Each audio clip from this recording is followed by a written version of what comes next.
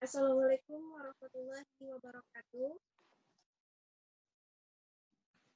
Alhamdulillahirabbil alamin wa bihi nasta'inu ala umuri dunya waddin. Shalatu wassalamu ala asrofil anbiya'i wal mursalin sayyidina wa muhammadin wa ala alihi wa sahbihi.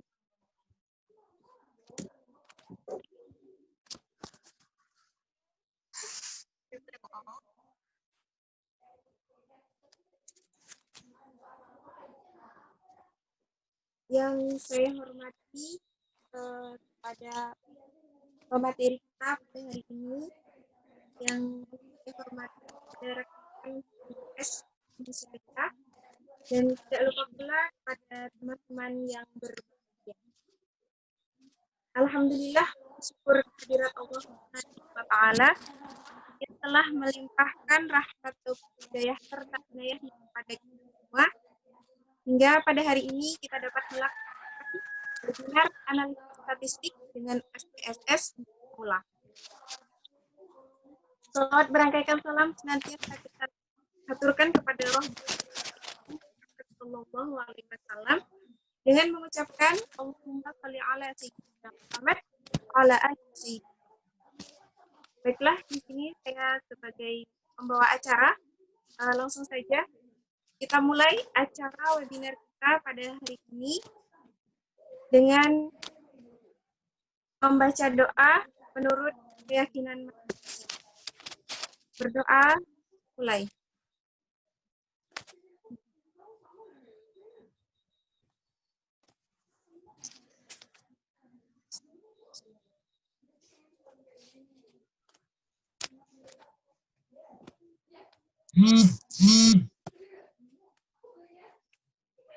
Acara selanjutnya,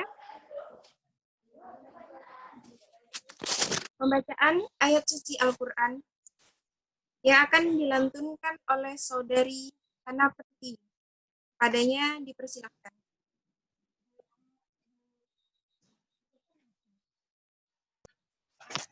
Enggak pakai salam ya.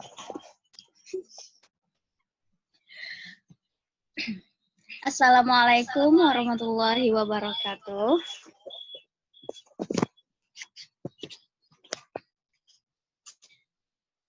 A'udzu billahi minasy syaithanir rajim.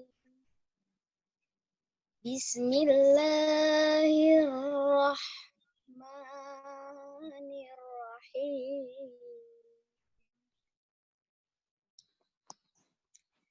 Alif Lam Mim.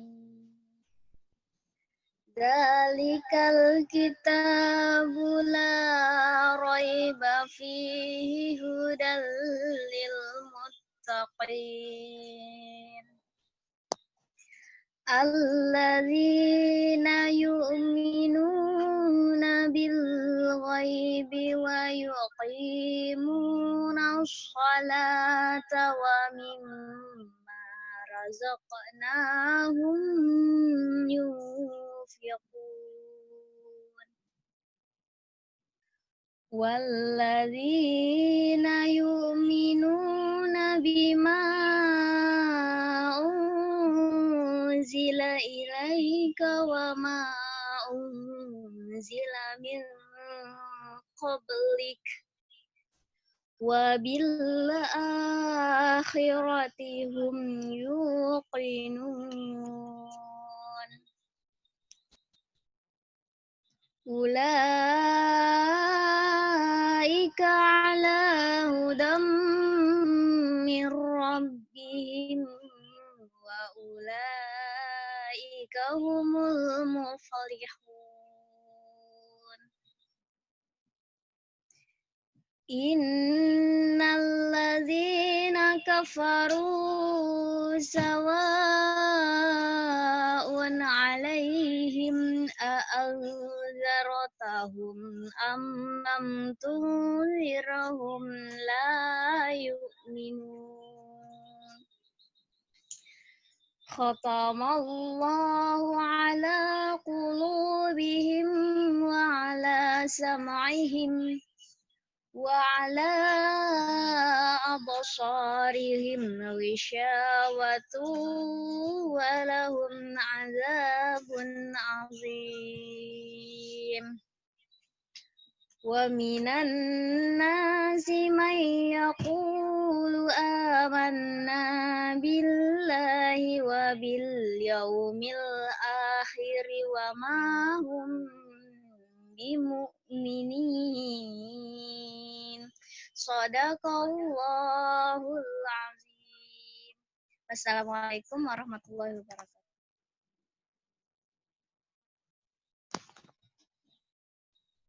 Terima kasih saya ucapkan kepada semuanya.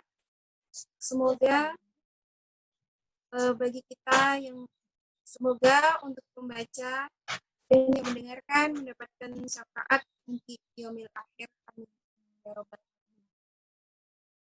Merangkaikan acara yang selanjutnya yaitu doa yang akan dipimpin oleh Saudara Noval Gunawan.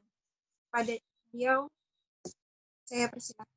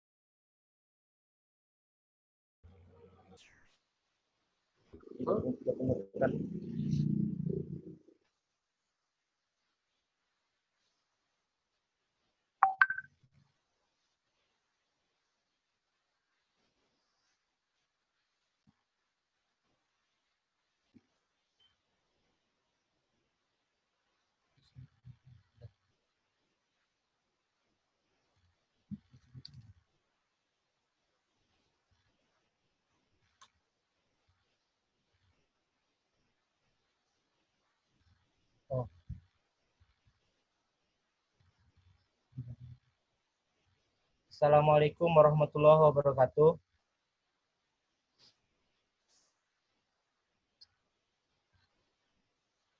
Selamat pagi dan salam sejahtera bagi kita semua. Marilah kita berdoa dengan khusyuk dan ikhlas menurut agama masing-masing. Izinkanlah saya memandu doa secara Islam. Ya Allah, ya Tuhan kami, tiada kata dan rasa yang pantas kami haturkan kepadamu pada pagi hari ini, selain syukur kami padamu atas segala nikmat yang sudah Engkau anugerahkan kepada kami, sehingga kami bisa berpartisipasi bersama untuk mengikuti kegiatan webinar online. Untuk itu, ya Tuhan kami, jadikanlah acara kami sebagai acara yang Engkau ridhoi, yang membawa barokah, rahmat, taufik, hidayah-Mu buat kami semua.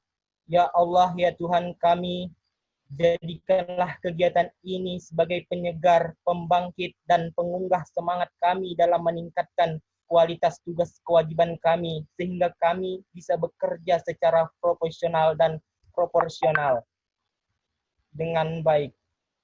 Ya Allah Tuhan kami, anugerahkanlah kepada kami ilmu yang bermanfaat sebagai bekal kami dalam menjalani hidup dan kehidupan, serta berikanlah kekuatan untuk mampu mengamalkan dan menyebarluaskan ilmu yang telah Engkau anugerahkan kepada kami. Ya Tuhan kami, kabulkanlah permohonan kami.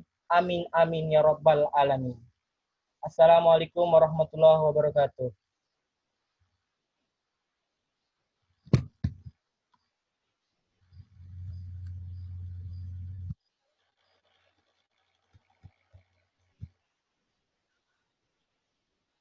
Barakallah. Terima kasih pada saudari Nopal yang telah membantu doa kita pada pagi hari ini. Semoga kegiatan kita diawali dengan berdoa membawa keberkahan. Baiklah, inilah acara yang kita tunggu-tunggu, yaitu memasuki ke acara inti, webinar analisis statistik dengan SPSS untuk pemula. Hal ini akan langsung dipandu oleh saudari Citra Desriani Fatoya. Padanya saya persilakan.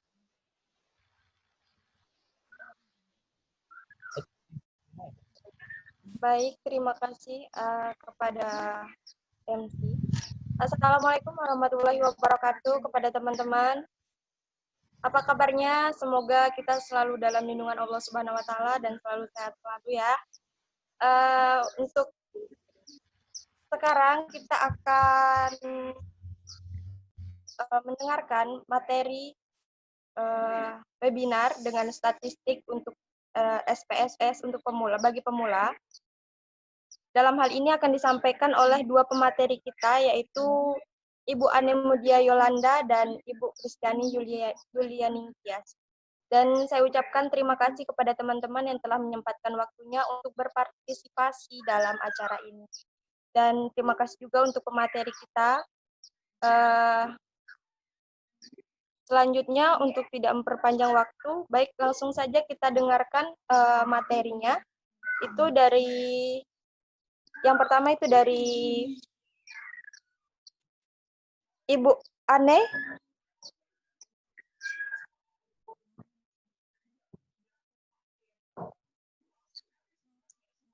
Atau mungkin Ibu Kristiana Yunita Ningtyas terlebih dahulu, dipersilakan kepada Ibu.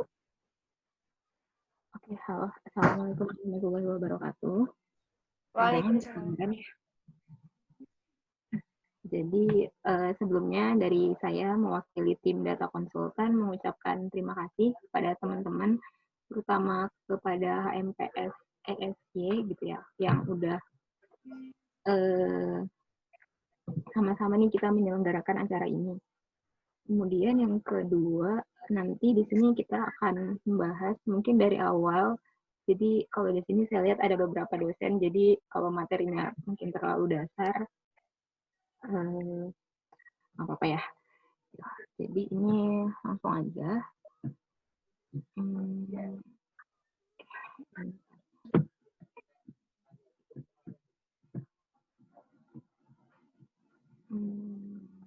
Udah tampil share screen-nya ya?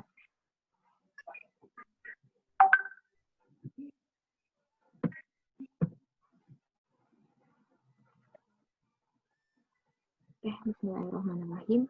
Jadi hari ini kita kasih temanya adalah analisis statistika dengan SPSS untuk pemula. Sebelum kita masuk ke materinya, saya mau sedikit jelaskan dulu outline yang akan kita ikuti di sesi diskusi hari ini. Yang pertama nanti mungkin kita mau kasih penjelasan dulu. Ini sebenarnya kita data konsultan, bikin HMPS ini kerjasama bikin webinar, itu sebenarnya kita siapa gitu. Jadi nanti kita sedikit kasih penjelasan sebenarnya kita siapa atau apa gitu. Kemudian yang kedua nanti ada our webinar goals atau tujuan yang kita harapkan bisa tercapai setelah teman-teman ikut di webinar kali ini. Kemudian yang kedua nanti kita akan bahas kenapa sih harus pakainya SPSS. Lalu ada overview SPSS-nya, dan nanti akan ada case study atau studi kasus yang dijelaskan oleh nanti rekan saya yang satu lagi.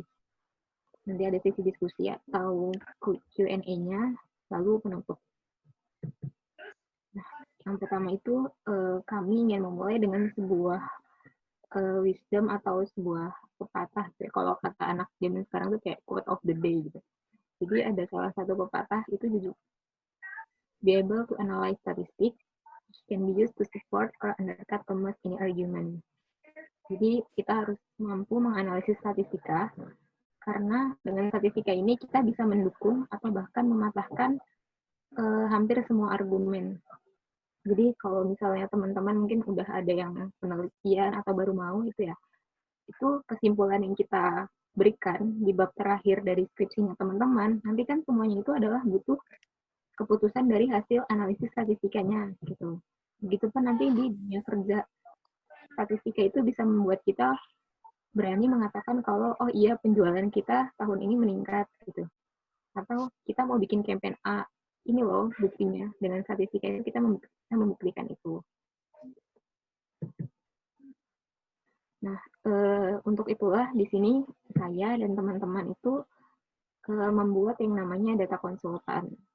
Jadi kalau di era digital itu semua keterampilan semuanya itu udah berhubungan dengan yang namanya data.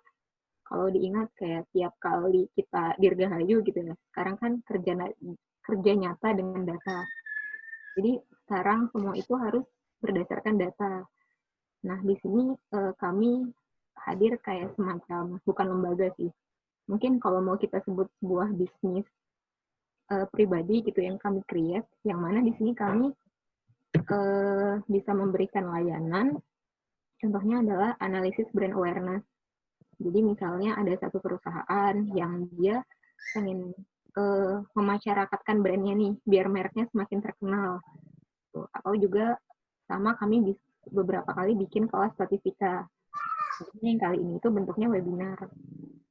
Kemudian juga kami melakukan beberapa jenis survei sosial, survei bahkan kayak tentang politik juga bisa. Kemudian yang terakhir itu ada namanya statistik analisis atau olah data statistika.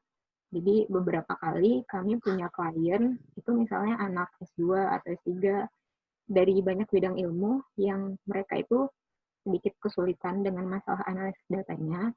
Jadi akhirnya itu diselenggarakan oleh kami, jadi kami mengerjakan. Nah, jadi berdasarkan itu beberapa yang kami tawarkan biasanya di bisnis ini gitu. Itu adalah tadi kami punya banyak surveyor yang insya Allah berpengalaman dan juga tenaga analisisnya. Dan juga menyediakan bahkan dari mendesain survei sampai di pengumpulan datanya dan nanti menganalisis serta membuat laporannya. Sampai akhirnya data-data itu nggak cuma sekedar angka, tapi ada informasi berguna yang bisa diambil untuk klien kami. Ini juga kita baru berjalan, sebenarnya secara resminya baru di 2017, dan awalnya mungkin semacam kayak kita udah punya beberapa pekerjaan sebenarnya, tapi biasanya itu dikerjakan pakai nama pribadi. Akhirnya kami berpikir untuk membuat ini jadi sebuah bisnis. Ya harapannya nanti bisa akan jadi lebih besar gitu. Mohon doanya.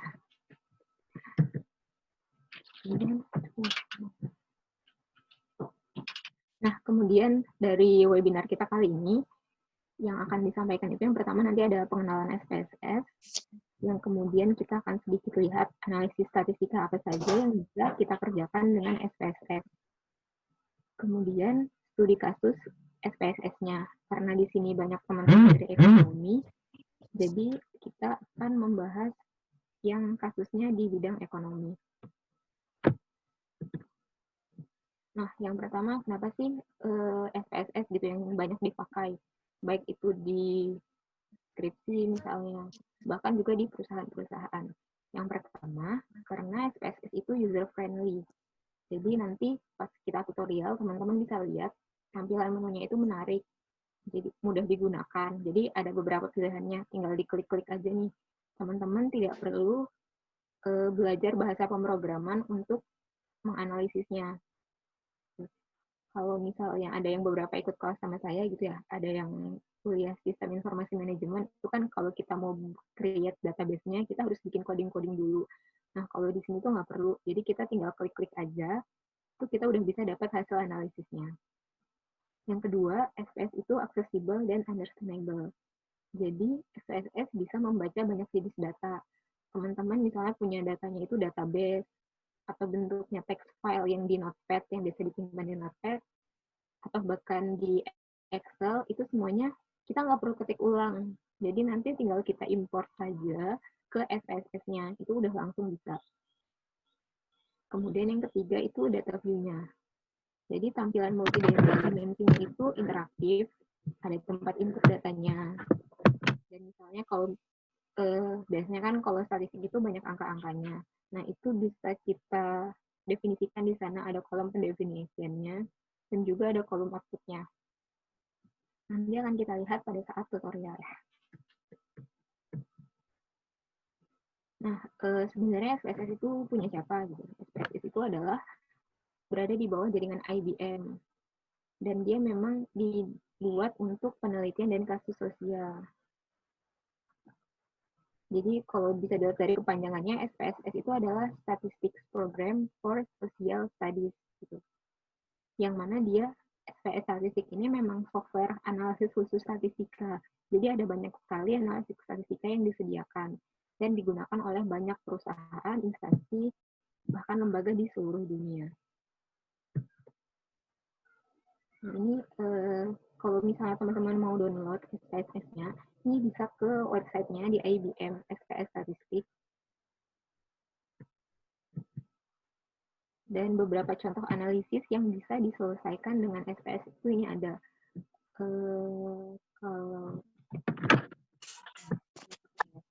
Kalau yang untuk sederhana itu misalnya ada one way ANOVA, ada ini mempresentasikan datanya, membuat grafik atau chart. Misalnya teman-teman biasanya di kelas mau bikin box plot gitu atau grafik apa pie chart, itu harus mengukur-ukur dulu. Nah, di sini dengan SPSS kita tinggal masukin datanya dan itu udah bisa keluar hasilnya. Ada analisis regresi yang biasanya banyak dipakai di skripsi. Kita misalnya mau melihat pengaruh A terhadap B, ada juga analisis non-parametrik. Bahkan kalau yang sudah tingkat lanjut itu ini ada misalnya bootstrapping. Kalau cluster analisis ini nanti misalnya teman-teman bekerja di sebuah perusahaan gitu ya, dan teman-teman ingin mengelompokkan pelanggannya. Jadi beberapa kelompok agar nanti misalnya kalau perusahaannya mau bikin promo itu bisa sesuai dengan kelompoknya, bisa dengan habit dari kelompoknya. Nah, itu teman-teman bisa pakai yang namanya cluster analisis.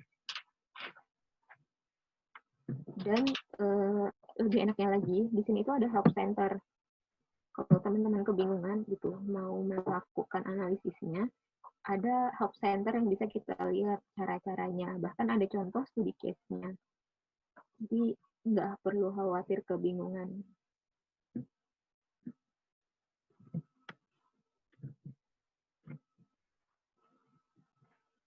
Nah, dan lagi, di era yang industri 4.0 sekarang, IBM SPSS itu juga udah menyediakan ada cloud-nya buat menyimpan data yang besar. Sudah ada bagian untuk mengikuti teknologi AI, artificial intelligence atau kecerdasan buatan, bahkan udah ada machine learning. Beberapa analisis ini yang analisis terbarukan yang bisa menangani data dengan jumlah banyak. Jadi nggak cuma misalnya 100 atau 200, tapi bahkan nyampe puluhan ribu atau ratusan ribu data dengan banyak variabel. Mungkin sayangnya sebenarnya cuma satu, karena SPS itu tidak gratis. Jadi ketika kita mau menggunakan SPSS-nya, sebenarnya kita harus bayar ke IBM-nya. Jadi semacam beli lisensi. Tapi untuk pelajar, misalnya teman-teman butuh menggunakannya di skripsi, itu ada versi trial-nya, jadi sekitar 14 hari, nanti tinggal daftarkan emailnya, bisa download, terus kalian bisa akses gratis full package SPSS-nya.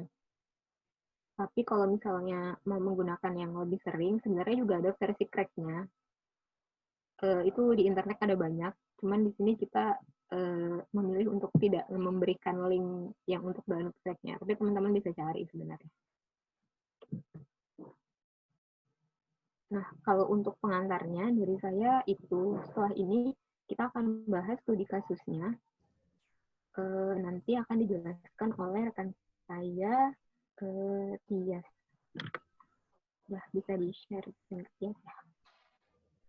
Oh iya, nanti kalau teman-teman ada yang mau ditanyakan, ini udah boleh kok ditulis di kolom chat-nya. Nanti akan kita jawab di sesi akhir.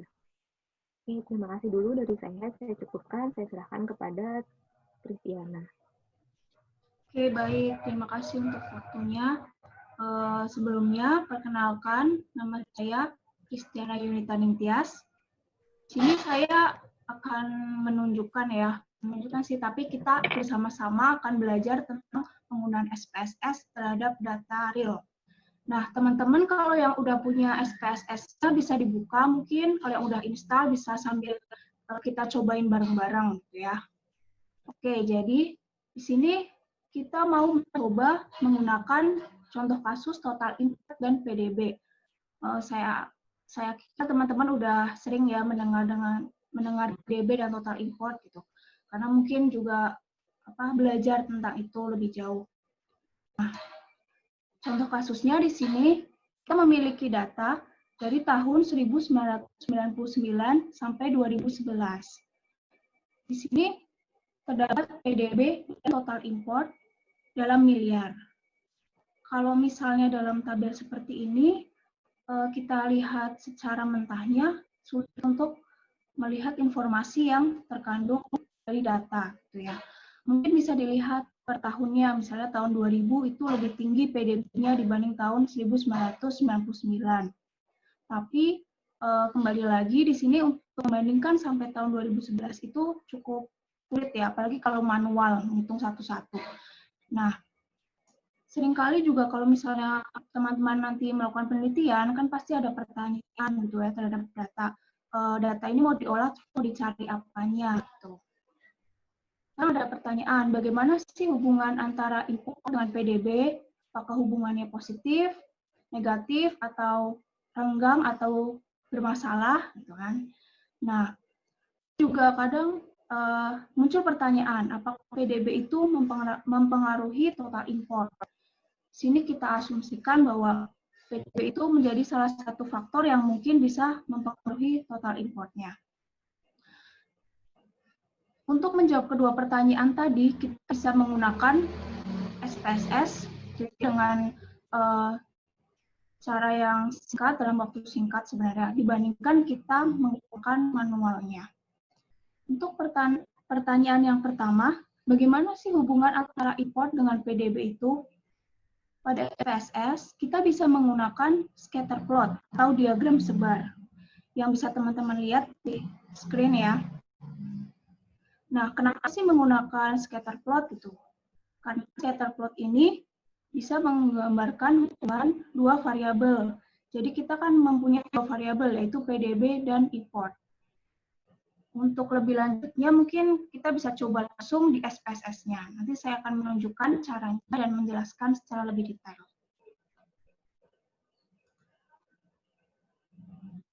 Oke, jadi nanti setelah teman-teman menginstal SPSS, kemudian teman-teman bisa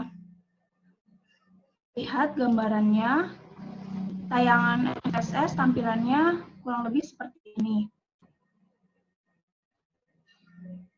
Kemudian nanti di sini kita bisa melihat ada dua variabel.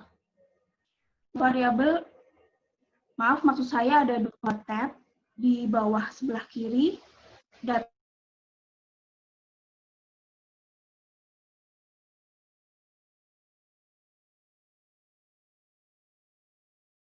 kita akan ditampilkan di sini. Sedangkan untuk variabel view, ini nanti untuk mengatur variabel-variabel yang kita miliki. Nah, mungkin secara langsung kita akan lihat, kita akan pertama mengimport data dari Excel menuju SPSS ini. Kita akan kasih di SPSS. Jadi caranya pertama itu adalah menggunakan file, kemudian import data. Nah, di sini teman-teman terdapat banyak jenis data. Tapi biasanya kan yang paling digunakan itu Excel. Ya, kita biasanya menginput data ke Excel. Nah, makanya kita ke Excel. Terus kita pilih data yang akan kita masukkan. Hingga nanti muncul kotak dialog. Nanti ada kotak dialog seperti ini untuk mengkonfirmasi apakah ini benar data yang akan kita masukkan ke SPSS. Ya. Kita cek, oke, kalau udah lengkap datanya, lalu kita pilih oke. Nah, ini tampilan SPSS ketika datanya sudah kita masukkan. Di mana di sini tahun, PDB, dan total import adalah variabel-variabelnya. Selanjutnya, untuk lebih tahu mengenai variabel-variabel ini, kita langsung aja ke variabel view. Di sini ada banyak kolom. Saya jelaskan satu-satu. Yang pertama itu name, itu nama variabelnya. Kemudian type, ini adalah tipe data dari variabel itu. Jadi semuanya tadi angka ya, berarti tipenya numerik. Kemudian ada width, width ini lebar dari variabelnya. Desimal, desimal adalah untuk menampilkan jumlah angka di data koma. Kembali ke data view, ini tadi kita lihat PDB, nilai belakang komanya banyak ya, 10 kalau kita lihat di bagian sini. Kalau kita ingin menggantinya, gampang, kita bisa klik 2, terus kita ganti misalnya mau cuma 2 angka di belakang koma, kita ganti 2. Itu pula yang kita import.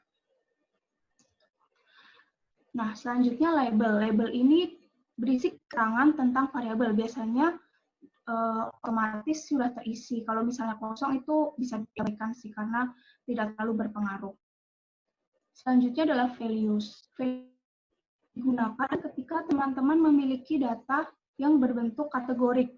Misalnya, jenis kelamin, pekerjaan, atau pendidikan.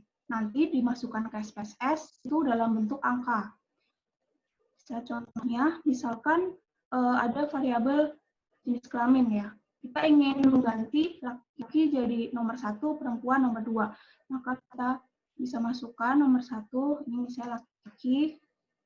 Kemudian nomor 2, perempuan. Nanti jadi dalam SPSS, semua yang berbentuk kategorik akan bernilai angka.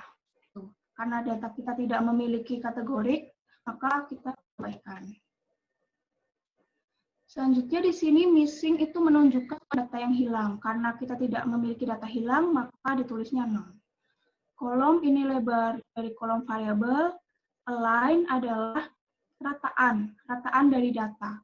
Kalau numerik, biasanya itu otomatis sudah align-nya itu right atau rata kanan. Selanjutnya measure ini menunjukkan jenis data kita. Tadi seperti yang sudah saya jelaskan, kan ada data kategorik, yaitu jenis kelamin, pekerjaan, pendidikan, sebagainya. Itu masuknya ke data ordinal atau nominal. Sedangkan kalau data numerik seperti yang kita miliki ini, datanya berbentuk scale. Role adalah jenis data. Input data ke SPSS, maka role adalah data input. Seperti itu, lebih untuk penjelasan variabel view. Selanjutnya, kita kembali ke data view. Kita tadi kan ingin membuat scatter plot ya. Nah, kita bisa menggunakan menu-menu yang ada di atas ini. Untuk file, edit, dan view itu sebenarnya sama dengan menu yang ada di Microsoft Office pada umumnya. Sedangkan data akan untuk mengedit data kita. Bisa misalnya mengurutkan variabel mengcopy data. Untuk transform sendiri adalah digunakan untuk mentransformasi data kita. Awalnya misalnya data dibuat, lalu kita ingin menjadi desimal. Menu analyze, selanjutnya menu analyze. Ini salah satu menu yang penting ya, karena memiliki berbagai metode yang bisa kita gunakan untuk menganalisis. Tuh, di sini banyak sekali pilihannya dan cukup lengkap ya, karena berbagai macam metode ada. Untuk direct marketing, ini khusus digunakan untuk data yang berhubungan dengan sales atau marketing ya, biasanya khusus. Selanjutnya Graph. Graph ini digunakan untuk membuat grafik. Berbagai macam tipe grafik, dari bar hingga histogram bisa dibuat menggunakan menu Graph ini. Untuk menu selanjutnya, Utilities, Extension, Windows, ini merupakan bawaan, dan itu tambahan. tambahan dari SPSS-nya. Untuk juga bisa memberikan informasi gimana lebih lanjut tentang SPSS ini.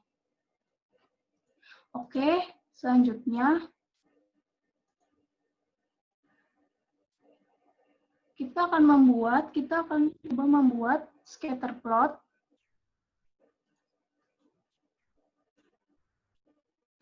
dari SPSS ini ya.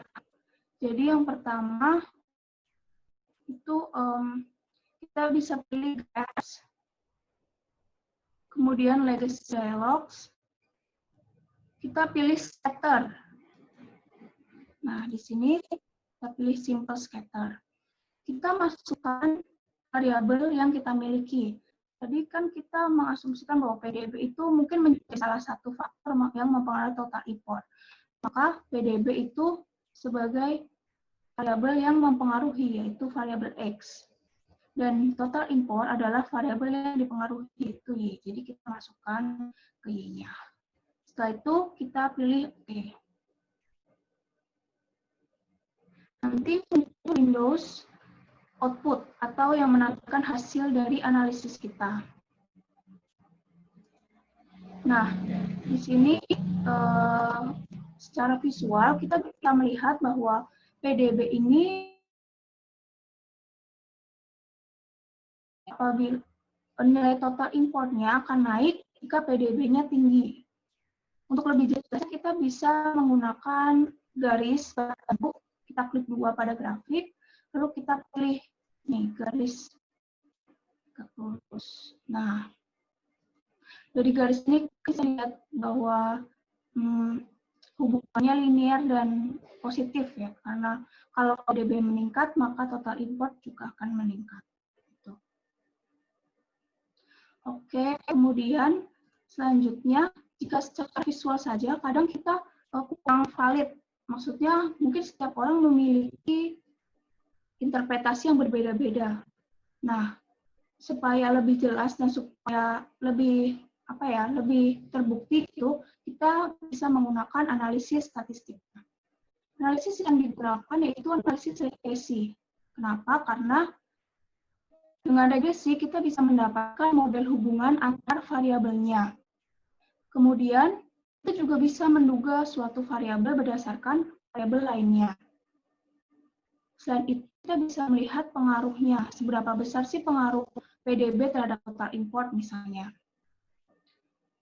Ini merupakan model umumnya dari analisis regresi, di mana Y itu merupakan variabel terikat atau yang dipengaruhi dalam kasus kita adalah total import. Kemudian X adalah variabel bebas, PDB. Kemudian kita langsung mencoba melakukan analisis regresi di SPSS-nya.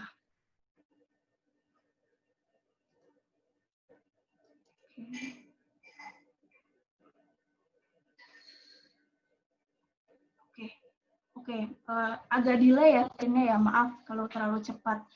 Saya coba pelankan lebih pelan penjelasannya. Oke, untuk selanjutnya kan tadi kita sudah membuat, kemudian kita akan mencoba menggunakan analisis statistik dalam SPSS-nya. Kita kembali ke SPSS. Nah, kembali ke data kita. Kemudian kita pilih Analyze. Yes, benar deh. Belum masuk SPSS-nya di layar. Karena kita pilih ya seperti pada grafik tadi.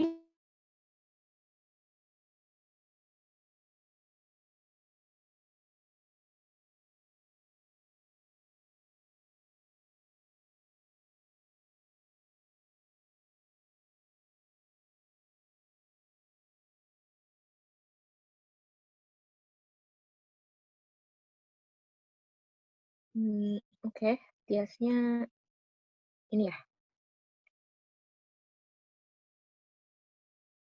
Oke, mohon maaf teman-teman, sepertinya ada kendala internetnya di Tias. Oke, sambil kita nunggu pematerinya kembali, dari kalau teman-teman udah ada yang mau ditanyakan, udah bisa ya?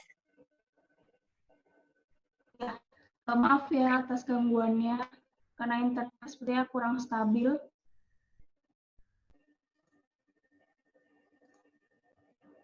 Oke, bisa dilihat screen-nya? Belum ya? Baru loading. Oke, udah. Oke.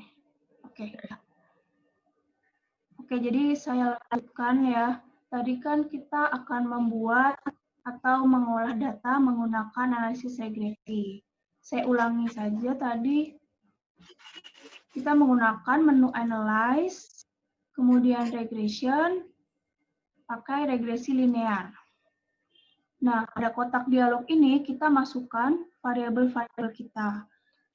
Di awal kita mendefinisikan atau mengasumsikan bahwa PDB itu mungkin mempengaruhi total import. Nah, makanya kita masukkan PDB ini ke dalam variabel independen atau variabel yang mempengaruhi atau variabel bebas. Dan total import ini kita masukkan ke dalam variabel dependent. Kalau pembahasannya udah bagus. Nah, dalam kotak dialog ini ada beberapa pilihan yang bisa digunakan lebih lanjut. Statistics ini menampilkan beberapa pilihan, bisa kita menampilkan deskriptifnya, jadi ringkasan dari data kita. Dan juga koefisien-koefisiennya ini secara otomatis ya default-nya. Kemudian plot ini digunakan untuk menggambarkan hasil model. Biasanya ini digunakan lebih lanjut. Default-nya kosong. Untuk save, ini menunjukkan atau nanti kita bisa melihat nilai prediksinya dari model kita. Default-nya kosong. Ya. Jadi ini udah secara otomatis. Option ini juga otomatis. Seperti ini kita tidak usah mengganti. Untuk style dan bootstrap, biasanya ini analisis lebih lanjut sih. Jadi untuk contoh kasus ini kita tidak menggunakan. Lalu setelah itu kita pilih OK. Nah, ini output yang kita hasilkan ada 1, 2, 3, 4, 5, 6. Ada 6 tabel. Nah, artinya dari masing-masing tabel ini apa sih? Kita akan cari tahu. Yang pertama, descriptive statistics. Ini menggambarkan ringkasan data kita. Dari total impor, rata-ratanya kita bisa tahu. Juga standar deviasinya. Begitu juga dengan PDB-nya. PDB berapa rata-ratanya dan standar deviasinya kita bisa lihat dari output ini. Kemudian, saya kembali ke PowerPoint ya. Nah, analisis regresi ini bisa diuji atau kita bisa lihat dari kesesuaian modelnya. Pertama yaitu dari nilai koefisien determinasi atau R-square. R-square nilainya 0 sampai 100%. Jika semakin mendekati 100, maka modelnya itu semakin bagus. Di SPSS ini, di mana sih R-square-nya? Ya, kita harus mencari R-square-nya. Itu ada di tabel model summary. Di sini kita bisa lihat R-square-nya. Itu sebesar 0,477 atau 47% ya, kurang lebih. Kita bisa interpretasikan tadi sesuai dengan teorinya bahwa apabila nilainya mendekati 100%, maka semakin bagus. Hasil yang kita dapatkan adalah 47%, berarti ya kurang lebih mendekati 50%. Ya bisa dibilang cukup ya, karena tidak jelek, tapi juga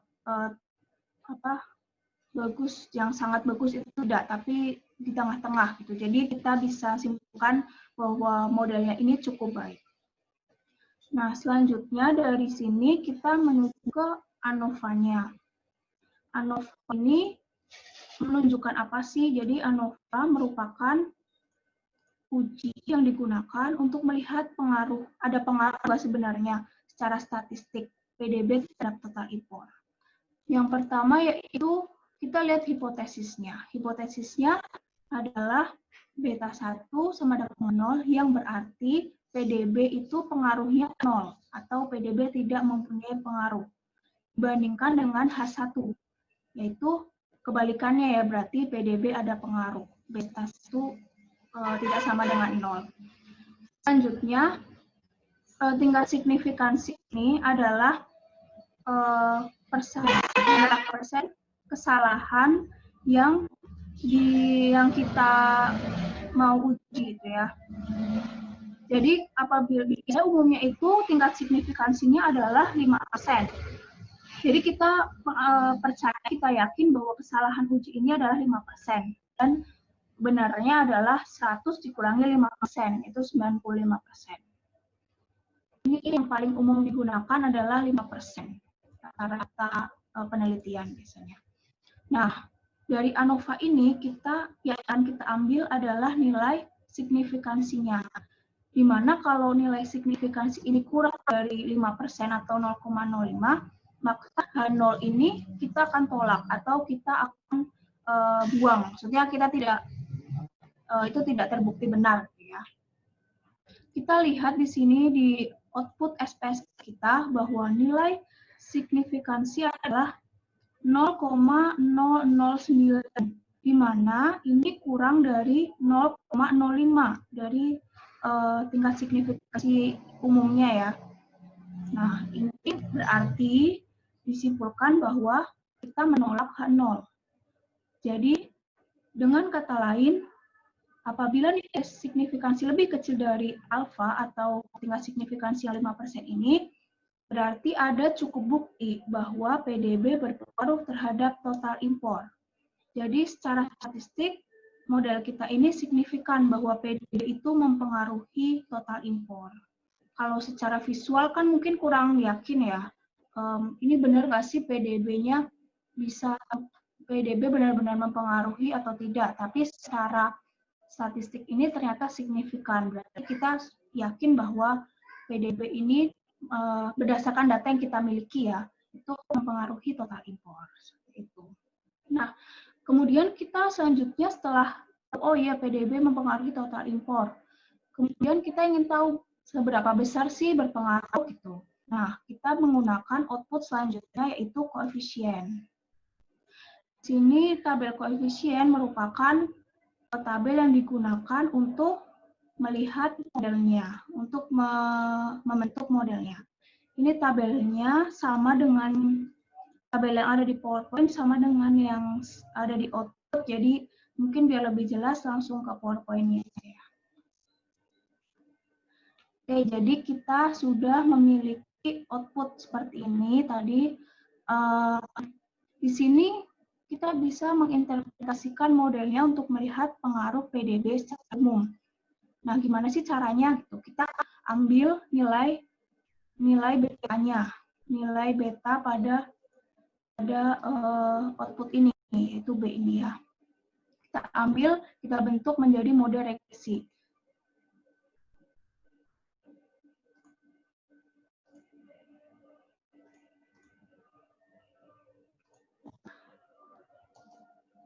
Nah, ini adalah modelnya yang kita bentuk.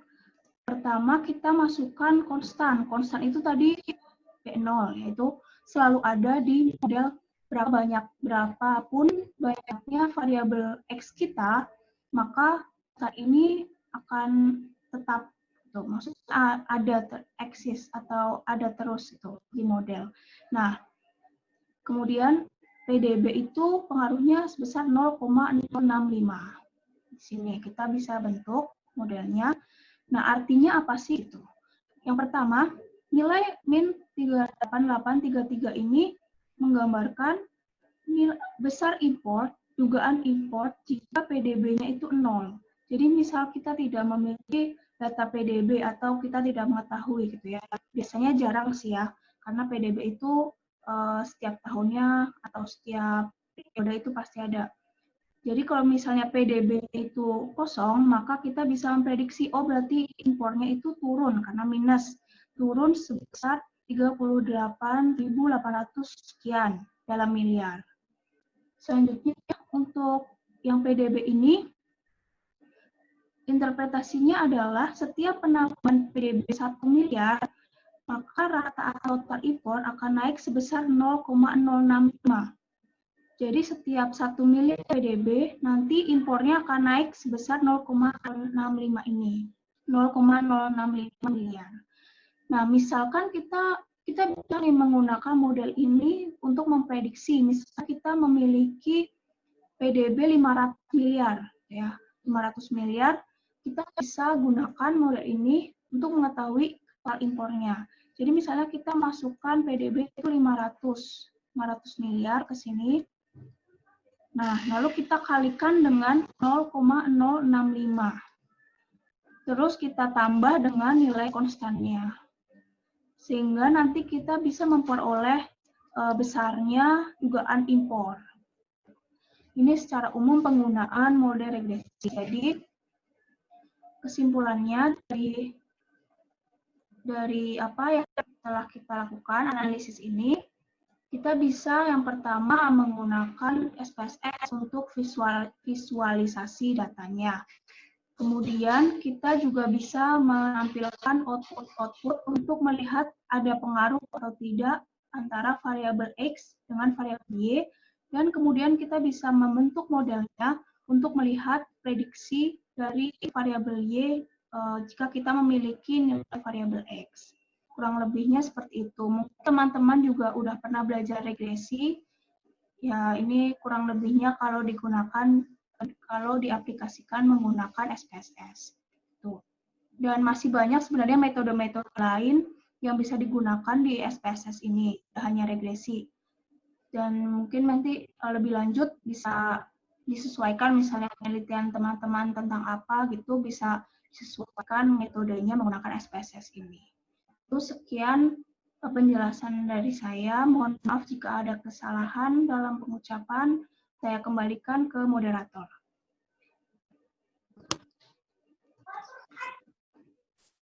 Oke, terima kasih kepada pemateri Ibu Ane Mutia Yolanda dan Yana Yuntan Tias.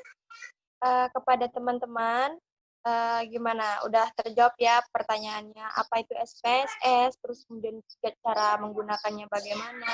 Dan mungkin dari teman-teman ada yang masih mengganjal, silahkan untuk ditanyakan.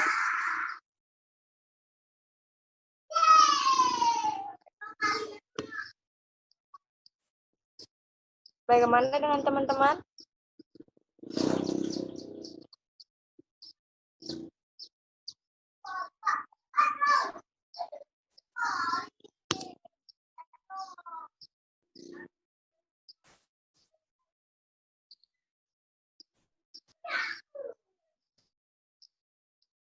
Pertanyaan dari teman-teman akan dijawab langsung ya nantinya oleh pemateri kita. Jadi silahkan.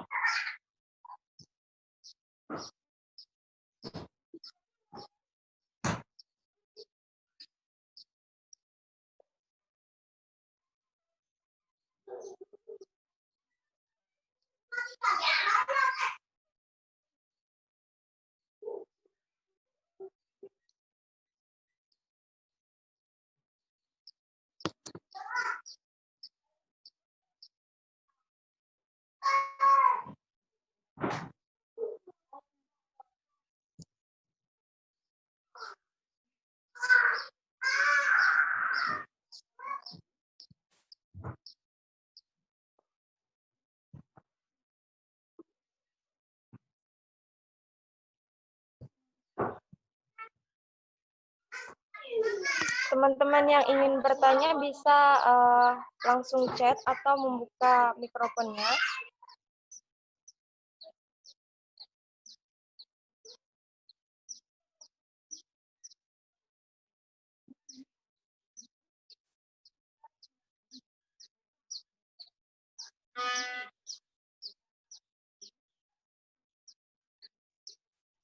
Oke, sambil menunggu ada yang memberikan pertanyaan gitu.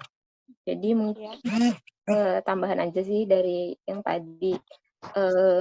Mungkin masih memahami juga, masih bingung juga karena dari kita juga sebenarnya kurang tahu di sana udah pernah nyoba SPSS-nya atau belum gitu ya.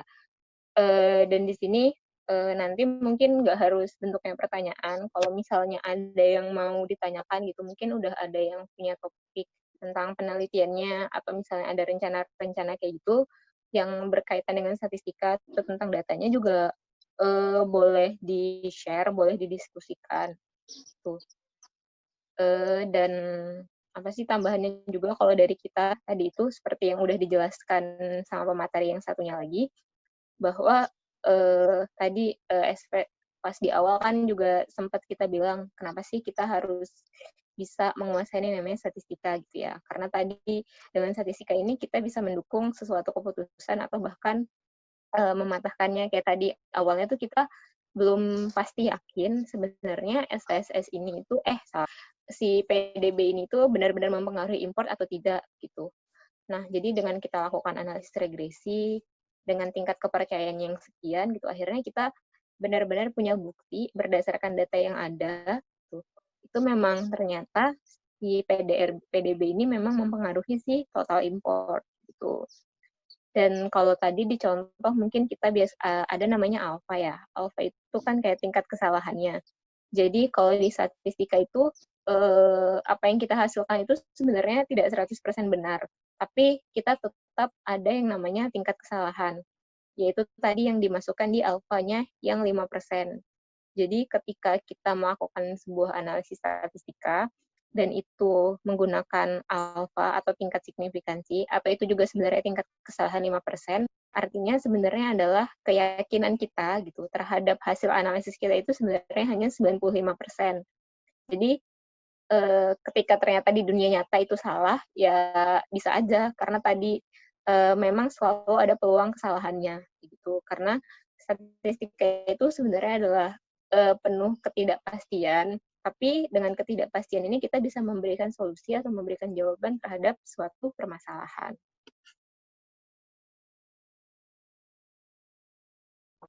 Jadi kalau misalnya yang lain, ini mungkin juga ada, kalau ada topik apa atau yang lain-lain selain tentang yang udah dibahas juga boleh ditanyakan. Sepertinya ada yang bertanya nih, Kak. Dari Hana Pertiwi, pertanyaannya, apakah penelitian data kuantitatif juga? Penelitian kualitatif.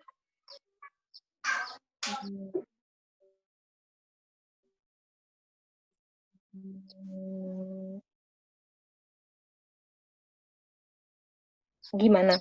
Sejauh apa kualitatifnya? Gitu kan ya, Yes? Iya, jadi kalau menurut saya sih tergantung kita sebenarnya kualitatifnya itu ingin mendeskripsikan suatu data atau cuma argumen-argumen aja. Jadi tergantung lagi sama tujuan penelitiannya.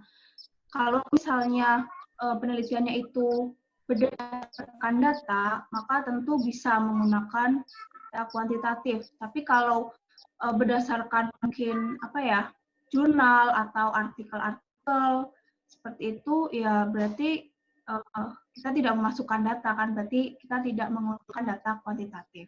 Itu sih kalau menurut saya. Cuman balik lagi. Ya. Tapi kalau misalnya kasusnya bisa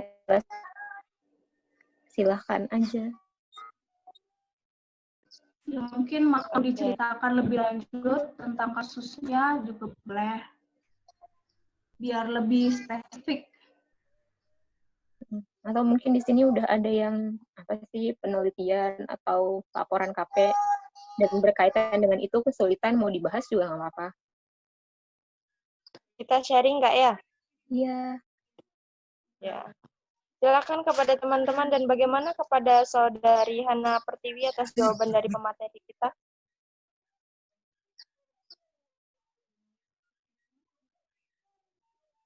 Atau kepada teman-teman yang lain yang ingin bertanya, dipersilahkan.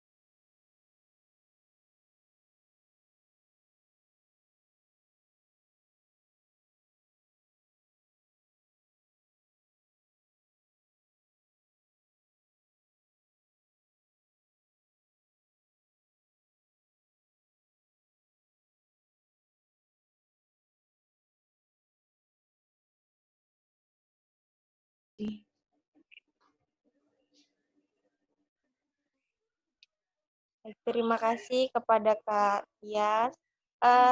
Terus kemudian juga di sini ada sedikit pertanyaan lagi. Saya pernah mendengar dari orang yang udah melakukan penelitian, terjadi tidak signifikasi antara output dan input yang dilakukan itu seperti apa, Kak? Kenapa bisa terjadi seperti itu? Gitu? Apakah itu kesalahan dari SPSS-nya dalam menyimpulkan data atau bagaimana? Berarti ada perbedaan ya antara input dengan output-nya ya. Tidak Iya, sesuai Kak. gitu ya.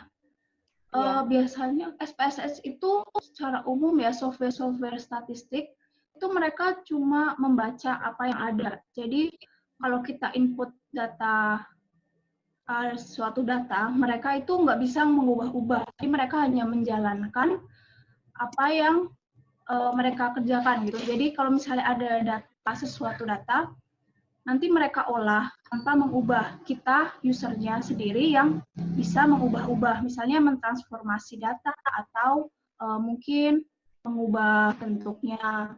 Tapi SPSS cuma menjalankan metode yang kita pilih saja. Jadi kalau misalnya ada kesalahan itu mungkin bisa kesalahan input atau juga asumsi. Kan kalau dari statistik itu ada uji-uji asumsi sebelumnya. Nah, mungkin ada asumsi itu ada yang tidak terpenuhi. Mungkin seperti itu. Kan output yang dihasilkan itu tidak sesuai dengan inputnya. Oke, terima kasih banyak Kak jawabannya. Terus sedikit lagi nih Kak, kalau yang tadi Kakak jelaskan itu kan 2 variabel Kak ya. Untuk SPSS ini apa bisa untuk lebih dari 2 variabel, mungkin 3 variabel atau lebih? Sangat bisa. SPSS ini lengkap. Jadi kan seperti yang sudah saya tampilkan tadi, kita bisa mengatur berapa variabel ya. Totalnya itu bisa sekitar 200-an variabel bisa kita masukkan. SPSS itu kita tinggal klik-klik aja, mirip sama Microsoft Office gitu ya. Kalau software-software itu kadang ada yang kita harus coding lah, harus cari-cari programnya sendiri gitu. Kalau SPSS ini tinggal langsung klik, kita pilih, gitu, keluar output-nya. Oke, ini ada chat masuk nih Kak dari Novita Nurul Hidayah. Bisa diulang lagi penjelasan share screen terakhir yang seberapa besar sih kita bisa lihat pengaruh di tabel koefisien? Lagi ya. Oke. Ditunggu sebentar ya. Siap, Kak.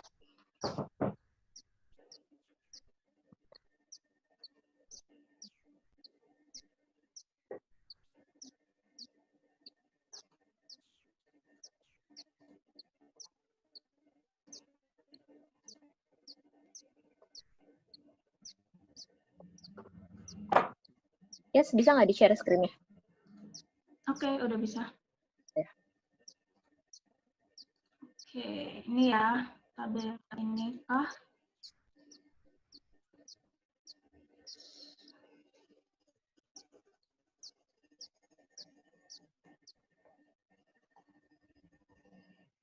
Nah, koefisiennya ini yang saya lingkarin. Ini merupakan koefisien dari masing-masing variabel. Mungkin ada yang ditanyakan dari sini? Minta Silakan dijelasin tanggapannya, ulang tadi katanya. Nurul Hidayah.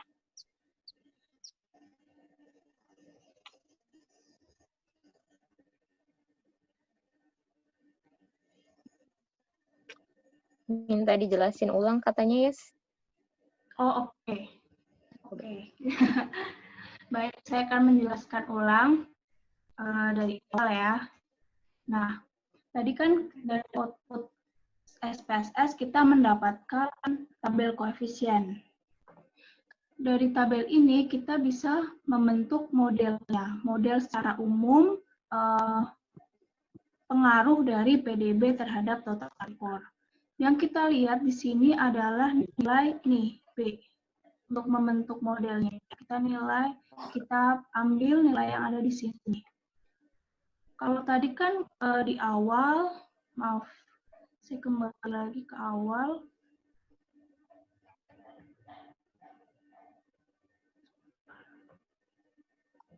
Oke. Jadi tadi kan di awal kita memiliki model umum ya, model umumnya. Ini model umum. Nah, kita mau membentuk output itu menjadi model umum ini. Dengan cara tadi kita mengambil nilai yang ada pada kolom B, kita ambil merupakan koefisiennya, itu berarti koefisien atau besar pengaruhnya. Lalu kita bentuk di sini impor. Impor ini adalah variabel Y-nya atau yang dipengaruhi ya terhadap PDB. PDB yang mempengaruhi. Nah, kita bentuk di sini konstan. Konstan ini adalah B0. Jadi konstan ini adalah yang pertama kali kita masukkan ke dalam modelnya.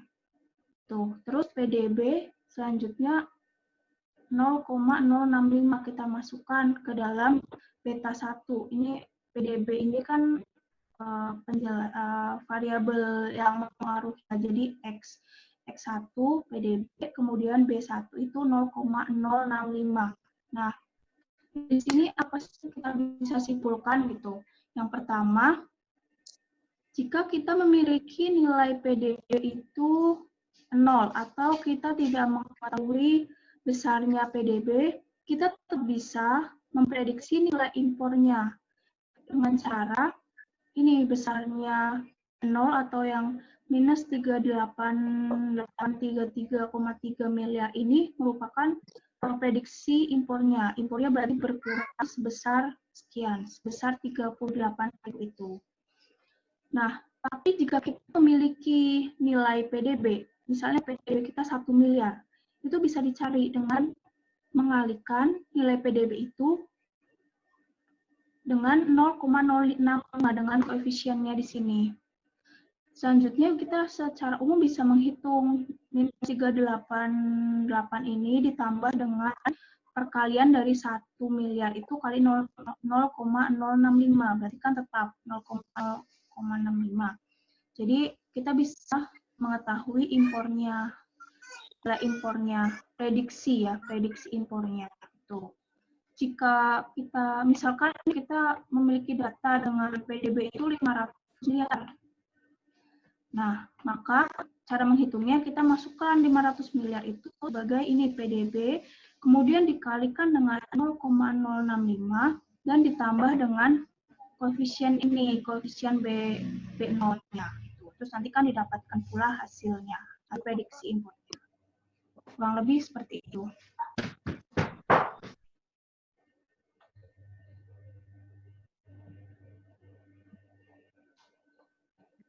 Sudah Itu cukup tadi jelas jawabannya. atau ada tambahan? Mungkin ada pertanyaan lagi. Bagaimana dengan Saudari Nurul atas penjelasan dari Kak Tias?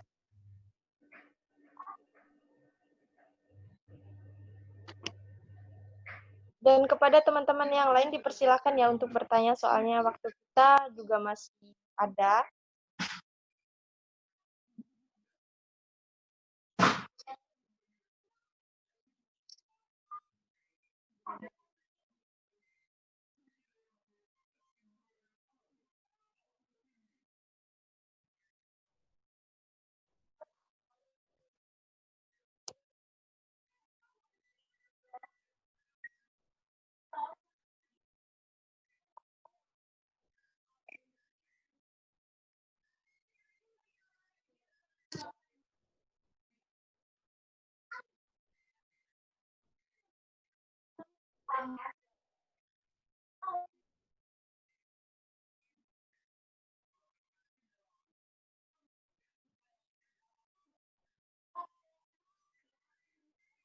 Tidak ada pertanyaan untuk teman-teman?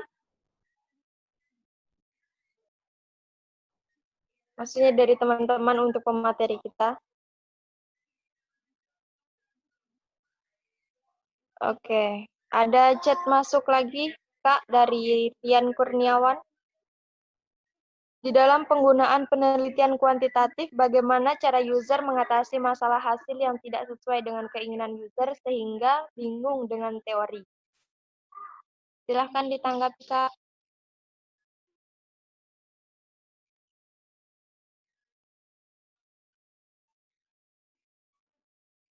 Sorry. Hmm. Oke, terima kasih atas pertanyaannya. Ini mungkin bisa dikasih penjelasan dulu ya. Maksudnya tidak sesuai dengan keinginan itu yang seperti apa? Ada tambahan keterangannya nggak? Karena sebenarnya Silakan tambahan keterangan. apapun penelitiannya, seharusnya itu bukan sesuai dengan keinginan user atau si penelitinya atau tidak, tapi namanya kita melakukan penelitian, apapun itu, termasuk juga statistika di dalamnya, itu kita melakukannya untuk menjawab tujuan penelitian. Tuh. Nah, jadi hasilnya itu sesuai harapan atau tidak, itu sebenarnya kalau dari sisi kita gitu menganggapnya, ya berarti memang begitu keadaannya. Gitu. Misalnya kayak kasus yang tadi yang dijelaskan, kita menduga gitu ada pengaruh dari PDB terhadap import. Kalau ternyata hasilnya setelah dianalisis itu tidak ada, berarti memang berarti memang kita nggak bisa memaksakan hasilnya jadi sesuai dengan keinginannya si penelitinya kayak gitu. Cuman bisa jadi mungkin hasil penelitian kita tidak menggambarkan keadaan yang sebenarnya karena beberapa hal.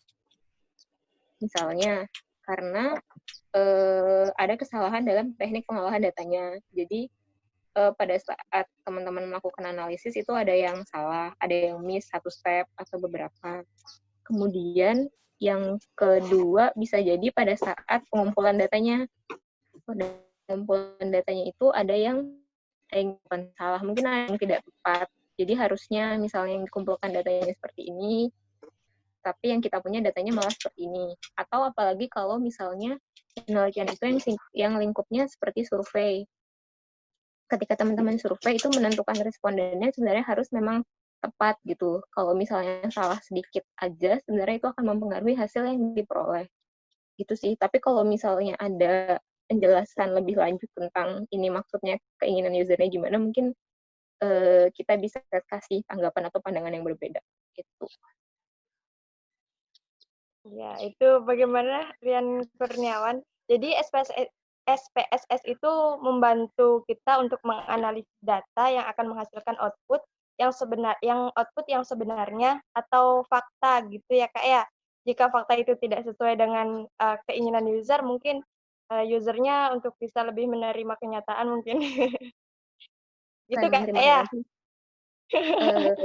Bisa dibilang gitu. Jadi kan kalau teman-teman bikin skripsi gitu ya, kan itu pasti ada rumusan masalahnya, ada tujuan penelitiannya. Nah, apa yang kita lakukan ini dalam analisis statistika itu adalah untuk menjawab dari rumusan masalahnya.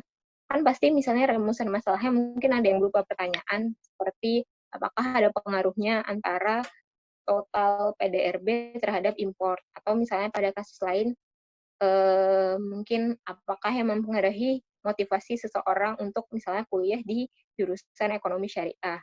Nah, itu kan kita mau menjawab benar atau tidaknya. Jadi, meskipun kita inginnya terjawab kalau itu berpengaruh, tapi kalau misalnya datanya menjawab berbeda, ya nggak bisa dipaksakan. Karena itu tadi, balik lagi ke data yang kita punya. Ya. Bagaimana Saudara Rian Kurniawan?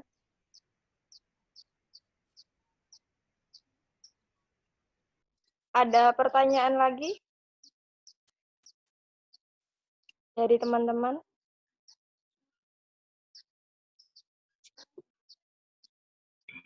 Ya, Miss, bisa dipahami, Miss. Terima kasih. Sama-sama. Bagaimana untuk materi kita hari ini? Kita masih buka sesi pertanyaan atau kita tutup karena waktu juga sebentar lagi, 5 menit lagi menuju jam 11.30. Mungkin Oke, mungkin kalau udah nggak ada yang memberi pertanyaan lagi gitu ya, sebelum ditutup, mungkin dari kita sedikit ada tambahan aja. Jadi sebenarnya kalau analisis statistika ini adalah, jadi statistika itu sebenarnya base-nya adalah tools atau adalah sebuah alat yang membantu kita untuk mendapatkan jawaban.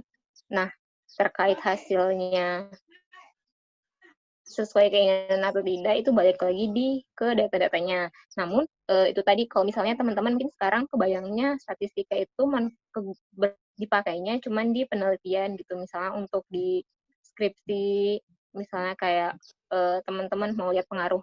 Saya kurang tahu nih kalau misalnya biasanya penelitiannya tentang apa. Misalnya kalau kasus yang sederhana kita ambil kayak pemilihan seorang muslimah gitu memilih brand jilbab, itu kan juga sebenarnya kita bisa teliti ya, bisa dijadikan sebuah topik penelitian atau topik tugas akhir. Nah, jadi statistika ini kita pakai untuk menjawab itu benar atau tidaknya. Dan sebenarnya bukan sekedar itu, kalau nanti teman-teman udah di dunia kerja gitu, sebenarnya statistika ini terpakai atau tidak, itu nanti sebenarnya akan terpakai sekali. Jadi contohnya misalnya kalau kemarin saya sama Tias kemarin sempat bahas dan kita baru ngerjain sebuah kasus yang itu sebenarnya agak relate sama keadaan yang sekarang gitu. Contohnya jadi kan kalau sekarang ini kita sedang pandemi ya, sedang ada COVID gitu, dan bisa jadi ada banyak bisnis yang dia ditutup atau tidak beroperasi lagi. Nah, dengan analisis statistika itu kita bisa menggunakan analisis statistika untuk menjawab beberapa kasus yang terjadi di era COVID ini. Jadi misalnya teman-teman kerja di sebuah perusahaan, jadi apa sih namanya, mungkin ahli ekonominya atau ahli analisisnya. Jadi ketika perusahaan kalian ini misalnya udah tidak beroperasi lagi, kalau kemarin kita kasusnya itu dia kayak semacam klaim asuransi. Jadi teman-teman tidak dapat tidak dapat pendapatan selama ini dan akhirnya kalian harus klaim asuransi. Nah, agar klaim asuransinya ini diterima gitu, itu kita harus tahu dulu. Jadi kayak sebenarnya pendapatan seharusnya yang kita dapatkan kalau misalnya kita tetap buka, store kita tetap jualan itu berapa sih? Nah, dengan statistika itu kita bisa lakukan analisis, kayak kita bisa memperkirakan. Jadi misalnya kita udah tutup dari bulan Maret sampai Juni, gitu ya. Ada 3 bulan, kita bisa menduga seharusnya kita dapat sejumlah ini. Kita misalnya harus dapat sejumlah ini. Kan itu tiap bulan pasti nilainya beda-beda. Jadi ketika kita punya record atau catatan data penjualan kita selama beberapa bulan yang udah ada, jadinya kita bisa tahu, jadi selama masa COVID ini seharusnya kita dapat segini, tapi ternyata pendapatan kita itu sama sekali tidak ada atau bahkan berkurang. Nah, nanti itu kita pakai jadi salah satu alasan kita untuk mengklaim asuransinya. Gitu.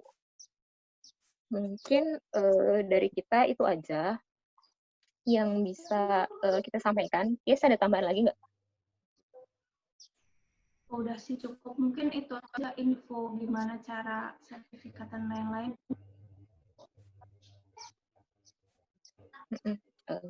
Oke, itu aja sih kalau dari kita. Semoga sharing-sharingnya hari ini itu bermanfaat dan bisa diterapkan dalam mungkin di tugas akhirnya atau deskripsinya kayak gitu. Jadi semoga dapat sedikit gambaran lah, dapat tambahan wawasan. Sebenarnya kalau misalnya mau statistika itu caranya gimana? Tuh, kalau yang belum punya SPSS nanti mungkin udah bisa mulai di download sambil belajar nanti persiapan nanti untuk penelitian. Itu sih dari kita. Nanti sebelum ini mungkin apalagi sudah nggak ada. Kalau misalnya nanti ada yang mau ditanyakan atau sharing juga sebenarnya kita terbuka untuk sharing. Teman-teman bisa datang ke bisa lihat kontennya kita yang ada di Instagramnya kita juga. Kayak gitu. Kalau misalnya ada yang mau ditanyakan atau misalnya nanti berapa kita bisa bikin kelas semacam ini lagi, webinar yang bahas-bahas singkatnya lagi, bahas-bahas tingkat jenis ini lagi kayak gitu. Oh ya, dan nanti di teman-teman bisa baca di grup chat, di chat itu terkait untuk mau klaim sertifikatnya gimana. Nanti ada dari host kita yang akan menyampaikan. Mungkin dari kita cukup dulu. Terima kasih atas atensinya, atas waktunya. Mohon maaf jika ada yang kesalahan. Kami kembalikan kepada moderator. Oke, terima kasih kepada pemateri kita hari ini, Kak Anem Jaya dan Kristiana Yuni Taningkat. Oke, mungkin teman-teman perjumpaan kita kali ini cukup sampai di sini, dan ada sedikit kesimpulan yang dapat saya sampaikan. Dengan statistika kita bisa mematahkan argumen-argumen kita melalui analisis statistika menggunakan SPSS yang sangat penting dipelajari oleh kita semua. Karena SPSS ini sendiri dapat mempermudah kita dalam menganalisis data dan banyak sekali manfaatnya, yaitu seperti melihat pengaruh antara satu variabel dengan variabel lain, memprediksi salah satu variabel ke depannya, dan lain sebagainya.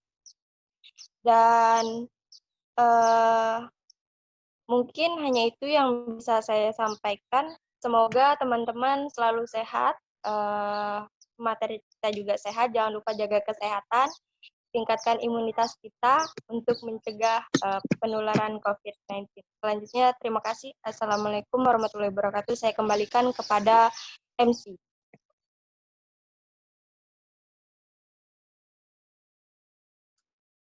Oke.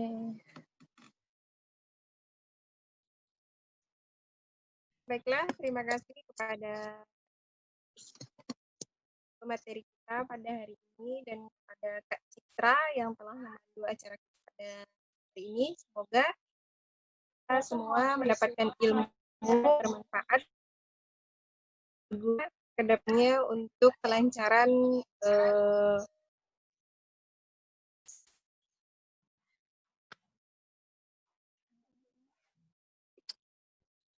Oke, terima kasih. Akhir kata, Assalamualaikum warahmatullahi wabarakatuh. Oh ya, teman-teman, sebelum live, mungkin kita bisa boleh dingin dulu foto dulu kali ya. Nanti fotonya dipandu sama host kita, jadi yang lain mungkin bisa kameranya. Hostnya udah siap buat di foto.